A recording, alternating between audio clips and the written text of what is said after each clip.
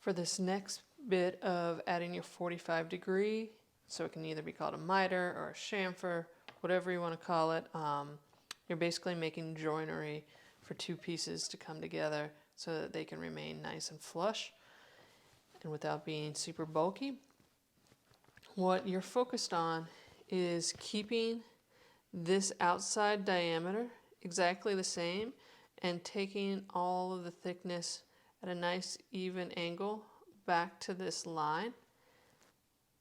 You do not need to be perfect. You're trying to get close, but do not put too much pressure on yourself that it's got to be absolute. Chances are that it's not going to be as your first time, and let yourself have some fun, play with some tools, get some experience. Try to be good, but it does not need to be perfect. And so what I've got here sort of in the background with some tools, we no longer need the dividers, so those can be put away. I forgot to in my last video to actually use the right term for this. So this is called a stitch groover. So providing a little groove or a little guidance as to where your stitches are going to lay down. We don't need that tool for here, for this next step. If you get way into leather working, this tool is called a French edger. Nice fast way, keeps your knuckles away. If I had this piece of leather up here on top, I could, pick my angle and zip away. I'm not super experienced using it yet, but you're going to see me use that some. And then it's nice that leather crosses over into a lot of woodworking tools that you can use those tools in order to get by. So I could use a chisel to get by. A typical block plane could be used here, of breaking that edge and helping me, and I would just have to keep circling around. I also have this cute little little palm plane, block plane, so that could easily be used.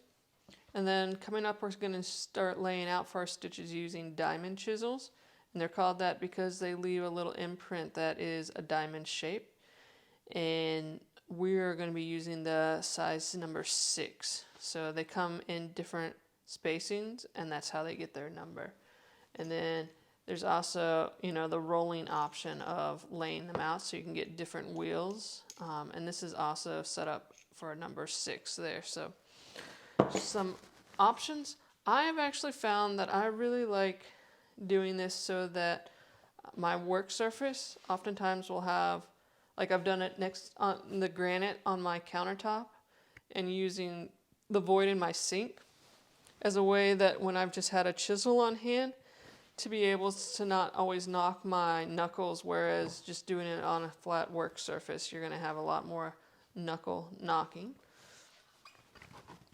We're going to see how this goes here.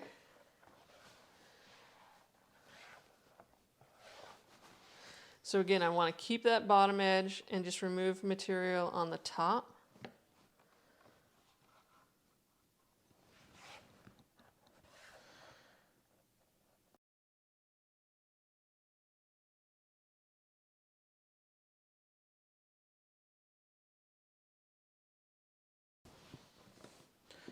Reminding you that this is a new tool to me, so we'll see how this all goes.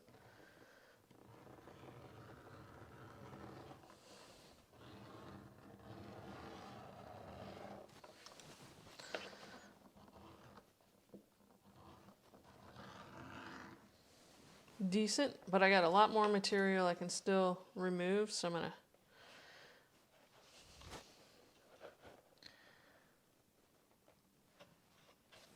set this up so my little clamp down pieces and as close to the edge. And a lot of this has to just do with my hand.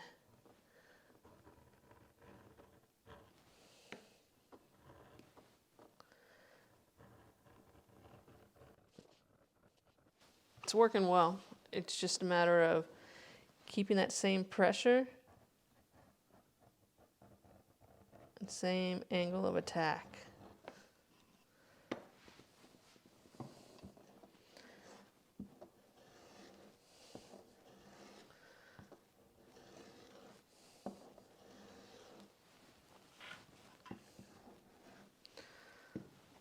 Works great.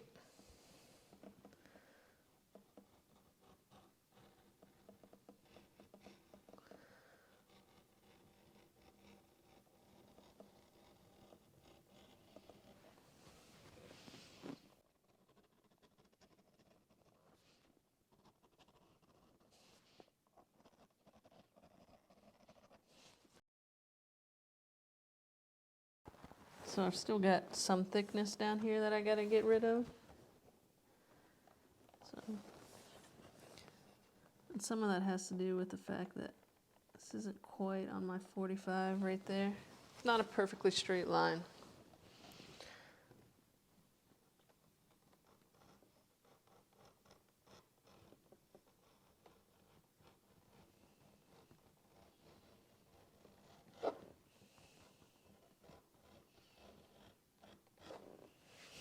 Having a sharp chisel makes a big difference.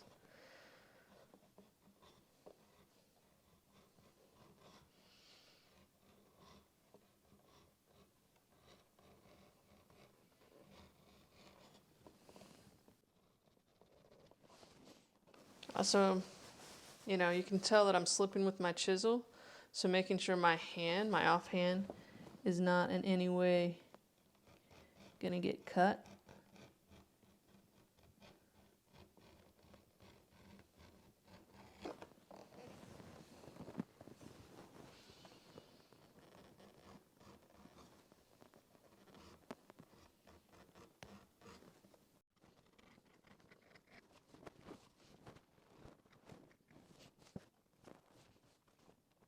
So you can see where my chisel just hit that right there.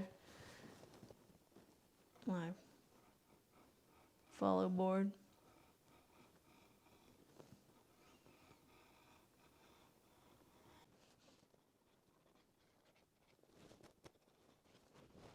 I'm gonna call that good enough.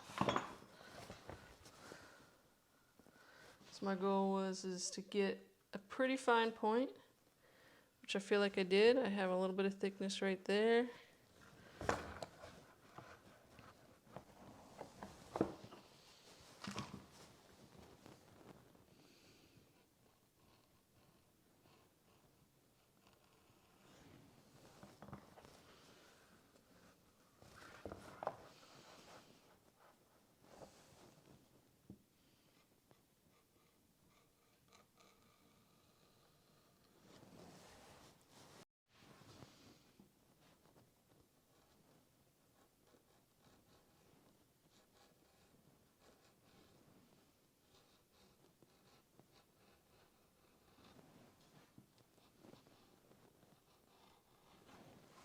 Nice.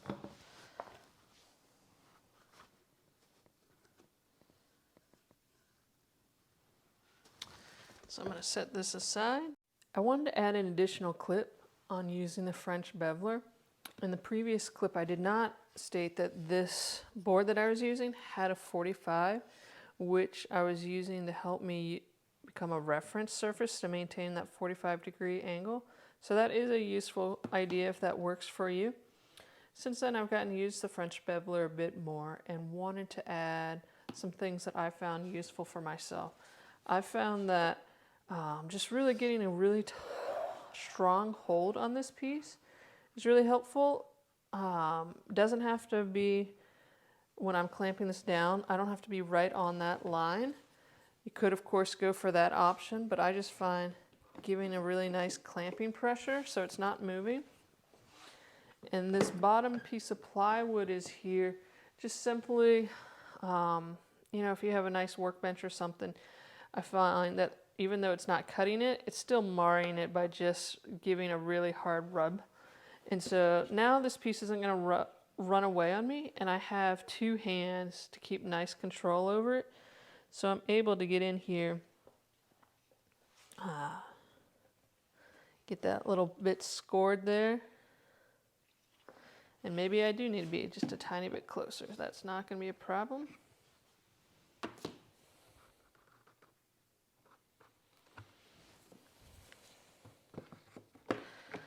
Might as well do both.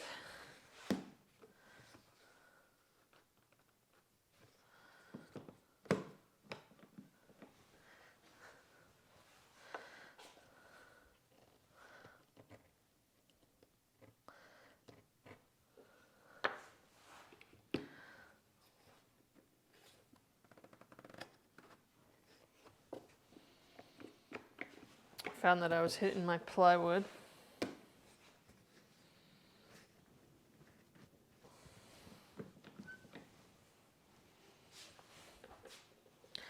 So now I'm going to make sure that this outside edge always is on the plywood and not going in underneath the leather, because then I'm cutting too much.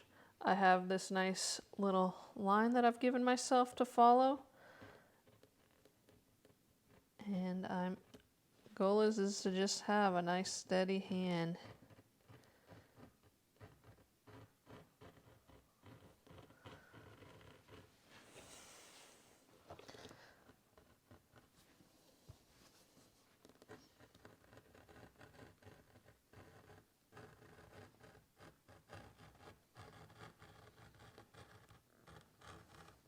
And honestly, one of the things that's given me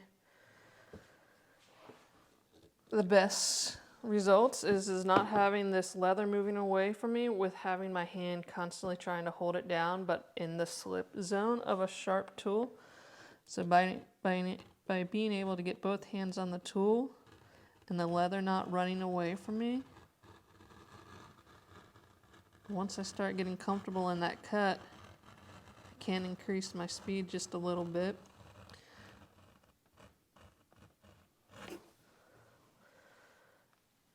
And then, wow, that is so time saving compared to when I was stuck with a chisel or a plane. Circle is definitely more tricky, so give yourself some patience, some grace. You know, you can definitely do the similar thing where you're just chiseling and you're just having to rotate a lot more. Also feel free to just give yourself the firm edge here.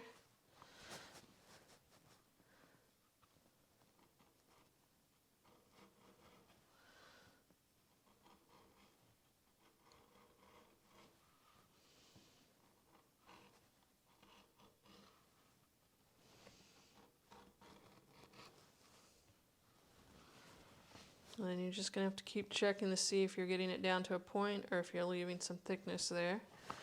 I was leaving some thickness there.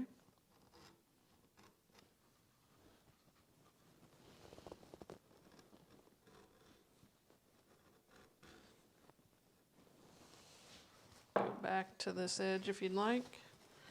I can tell my chisel is sharper.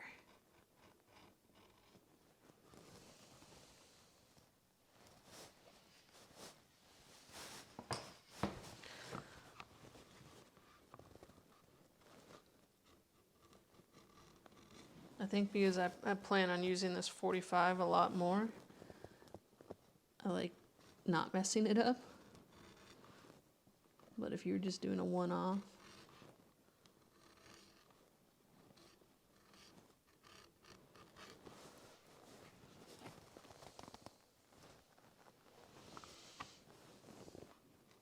you probably wouldn't mind nicking it.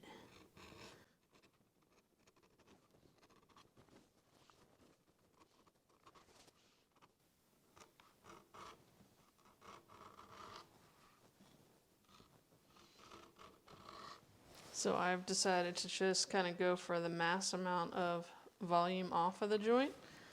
And then I'm going to come back and spend more time neatening it up.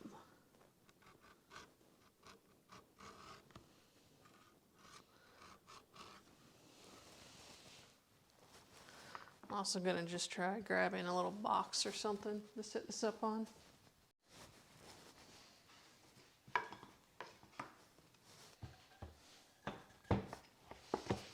So I had a 4x4, so this will just give my knuckles more of a place to get out of the way.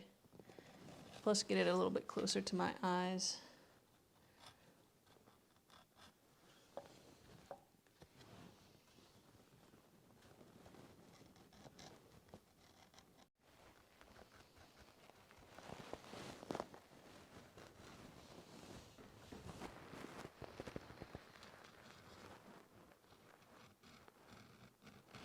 This is going to be a little time consuming.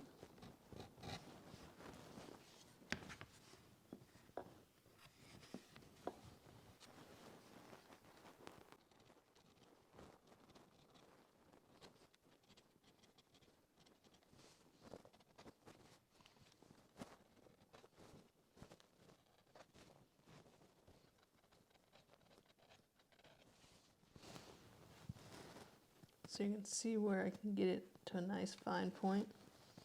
And obviously that is thicker right there, so I've got more to remove.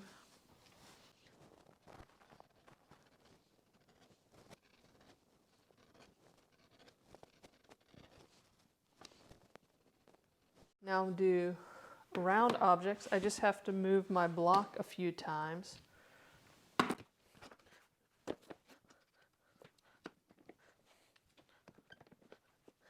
So I can't get it real close to in here.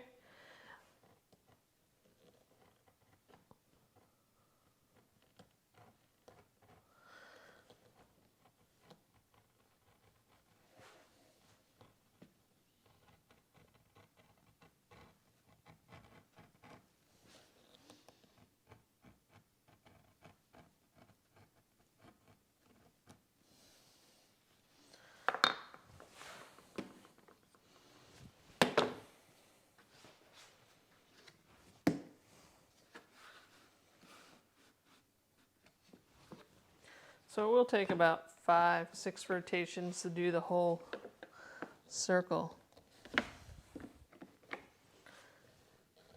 But again, I'm just trying to keep this really close to the leather. Not so much that I'm overcutting it and gonna lose that nice edge, but by being able to keep it down on the plywood as much as possible and as close to the leather edge, and then where the top cutting surface is at, I'm just trying to mimic the line that I have, that I've given myself as a guide.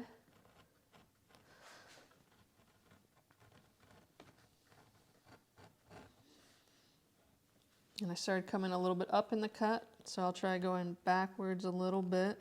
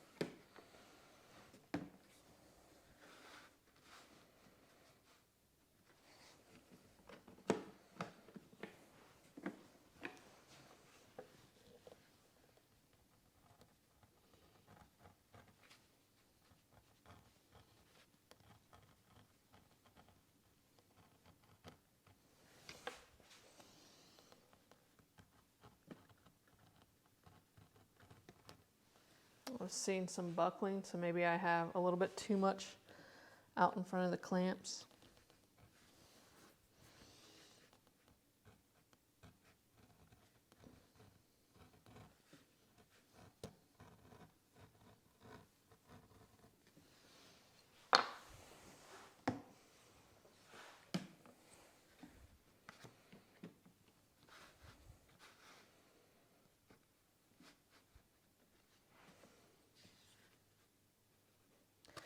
And I can tell that it took me about right there till I started getting a nice consistent cut to the line. So I'll try kind of overlapping the previous mitered corner.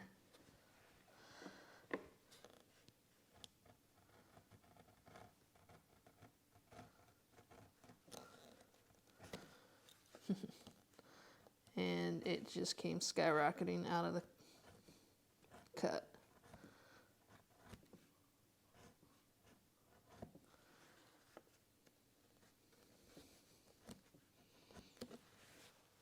But I was able to even it up with a few swipes.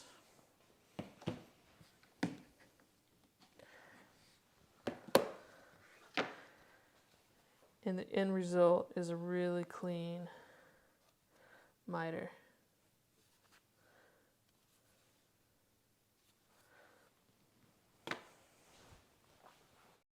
I'm making these flat pack kits available to all, so click the link below and find out how you can buy one for yourself or give it as a gift.